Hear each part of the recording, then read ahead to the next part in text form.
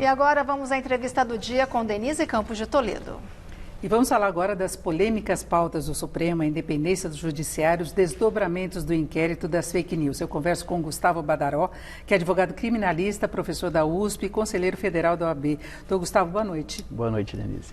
Bom, e vamos começar falando de uma das pautas aí do Supremo, que se refere ao presidente Bolsonaro a partir das denúncias do ex-ministro Sérgio Moro. O inquérito que está em andamento, a divulgação do vídeo, depois toda a história em relação à possibilidade de se requerer o celular do presidente Bolsonaro.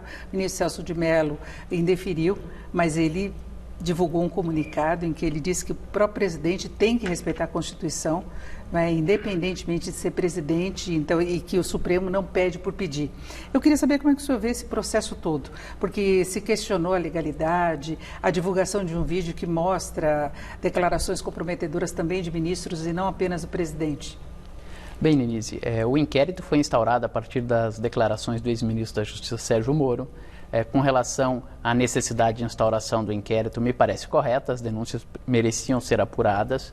Acho que também foi correta a decisão do ministro Celso de Mello quando autorizou a divulgação do vídeo e o requerimento do vídeo, embora me parecesse que assuntos que não tivessem nenhuma relação com o eventual comprometimento da independência da Polícia Federal poderiam ter sido preservados, temas que não diziam respeito ao objeto daquela investigação.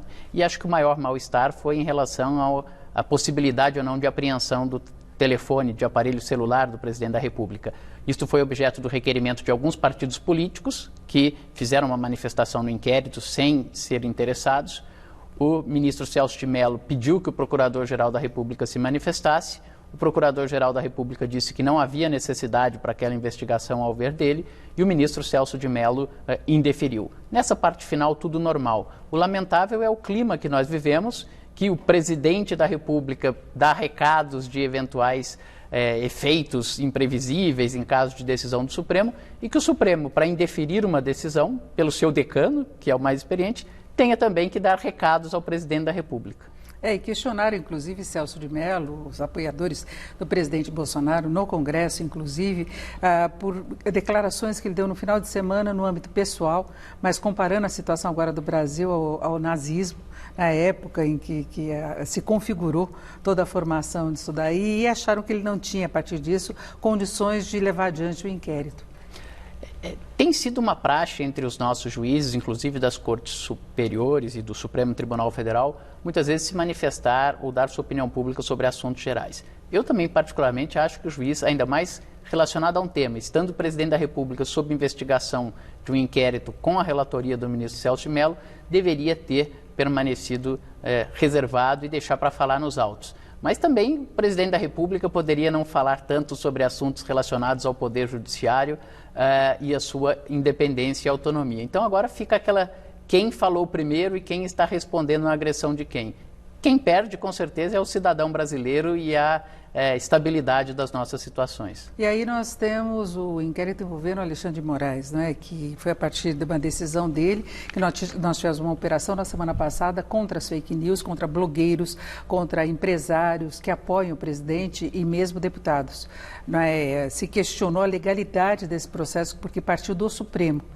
Agora, teria todo um envolvimento direto do Supremo, que irregularidades teriam sido cometidas no espaço. Então, a partir daí, se garantiria a legalidade. Como é que o senhor vê esse processo em particular? Bem, Denise, esse inquérito já é um inquérito que tramita há algum tempo no Supremo Tribunal Federal, não foi de agora. Eu, pessoalmente, vejo esse inquérito como sendo decorrente de uma série de ilegalidades. A começar pela escolha de um relator, a garantia do juiz natural exigiria que isso fosse feito de modo impessoal, embora o regimento preveja que o presidente pode escolher o relator.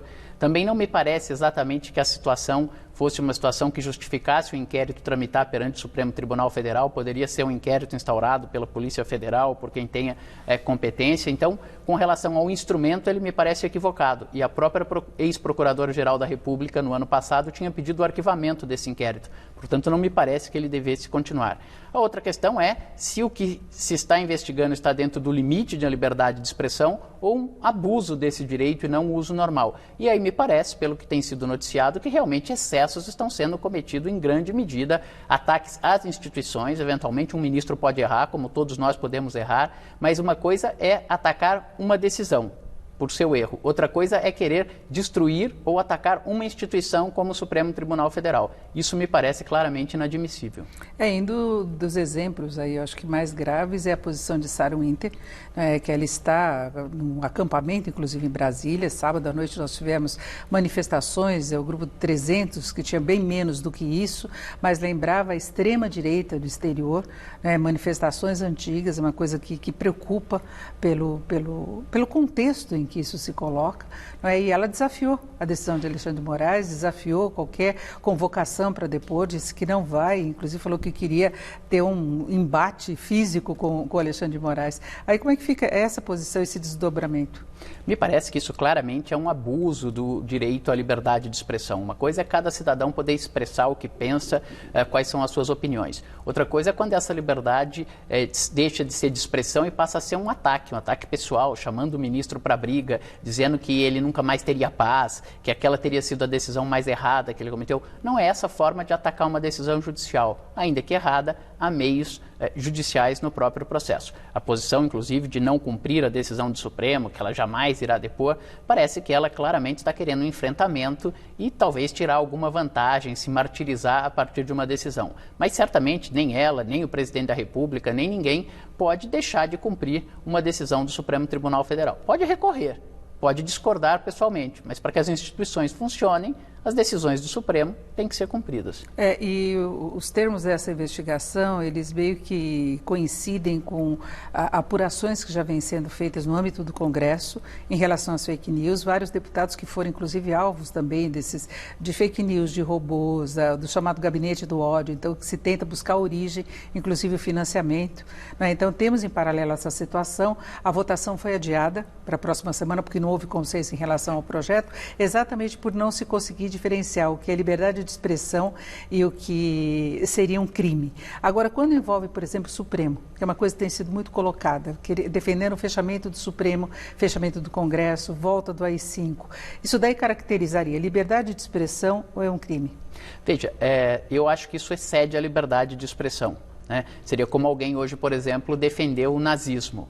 São posições inaceitáveis. A pessoa pode ser de direita, pode ser de esquerda, pode ter uma ideologia ou outra, mas isso não autoriza ela a atacar uma instituição. Atacar o Supremo Tribunal Federal, como está se postulando, ou pedir a volta do AI-5, seria afrontar diretamente a Constituição. Fazer ou tomar medidas ou defender medidas claramente incompatíveis com a Constituição.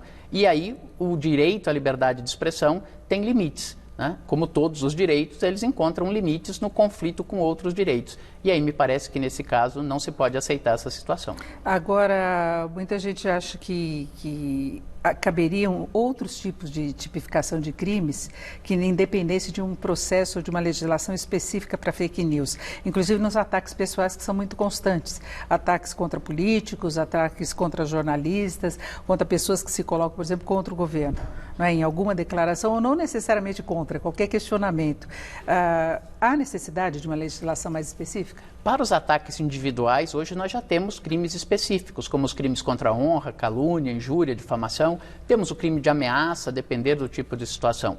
O problema é que talvez mereça uma tipificação como um novo crime, um crime de divulgação de fake news, não é só a notícia falsa por si, mas é aquela notícia falsa que é propagada em larga escala por meio de redes sociais e que tem a aptidão de causar uma instabilidade social, uma intranquilidade social. Esse me parece o potencial diferenciador que uma fake news pode ter, que justificaria um estudo mais detalhado para a criação de um crime específico para essa divulgação de notícia falsa em larga escala, com potencial de abalar a credibilidade de pessoas ou fatos ou instituições. E nós tivemos até um grupo de hackers divulgando informações pessoais da família Bolsonaro, do presidente e dos filhos hoje. Isso deve ser alvo de inquérito também.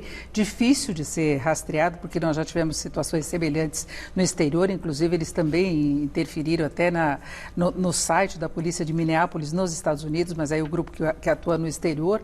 Mas é um outro lado desse tipo de operação, não é?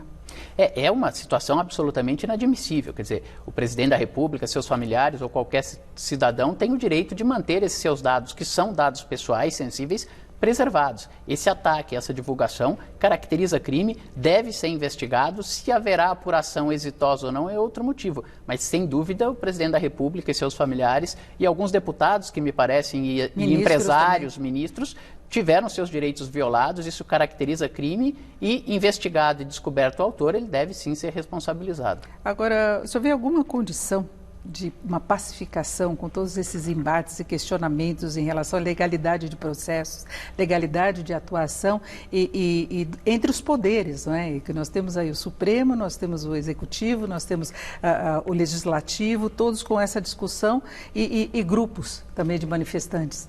Eu acho que nós vivemos uma situação excepcional e essa situação excepcional, se ninguém fizer nada também de maior intensidade, não vai se resolver. É necessário que os poderes superem as questões pessoais, que haja um pacto nacional com os três poderes, parlamento, executivo e judiciário, e que o Brasil procure harmonicamente as melhores soluções. Já temos problemas demais com a pandemia para acrescentar um novo problema que seria uma crise política. Mas parece que os simples recados e posições pessoais não vêm resolvendo. Era hora de os poderes se serenarem e buscarem uma solução em benefício do povo e não uma briga para ver quem tem mais força ou quem é o mais fraco nesse choque de poderes. Se questionando a independência, os limites de atuação dos poderes em geral, né? Sim, se chega até a cogitar se o Exército ou as Forças Armadas poderiam ser um poder moderador, um quarto poder, o que absolutamente não está na Constituição, até porque ele é submetido expressamente ao Presidente da República. Então, dizer que o Exército é um poder moderador seria dizer que é um quarto poder que vai moderar os outros, mas esse quarto poder estava sujeito a um dos poderes, o que logicamente não faz nenhum sentido. É um poder moderador com uma certa parcialidade. Exatamente, ele não moderaria, ele reforçaria as brigas dos outros poderes. Nós conversamos aqui com Gustavo Badaró, que é advogado criminalista, professor da USP e conselheiro federal da OAB. Doutor Gustavo, muito obrigado, uma boa noite. Eu que agradeço, Denise. Boa noite e saúde a todos. Vocês.